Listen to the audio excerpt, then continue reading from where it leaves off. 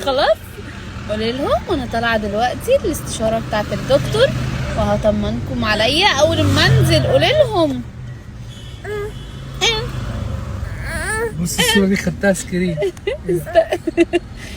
عادي. ليه هنزلها برضه، هنزل الستوري برضه. طب قولي لهم طيب مش طايقه نفسها ان شاء الله اطمنكم. لما الدكتور يقول لي خفت هقول لكم كمان عشان نرجع تاني زي الاول. صحي يا لولو؟ لولو مش طايقه نفسها.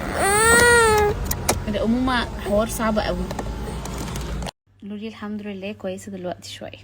صحي يا لولو؟ بصوا بقى اللعب دي كلها بتاعتي وانا صغيره.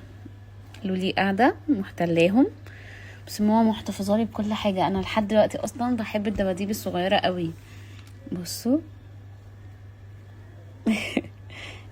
بصوا ده فين القطه يا ماما اهي. استنى ماما بتقولي دي اول ما نطقتي كنت بقول لكم ايه يا ماما؟ قطه. استني ما تبوظهاش حرام عليكي. بصوا القطه كيوته ازاي. بصوا ده كل دي دباديبي وانا صغيره. استنى في واحد تاني قبل ما الستوري تخلص. يا رب تكوني مبسوطه بالدباديب بتاعتي يا رب. يعني لولي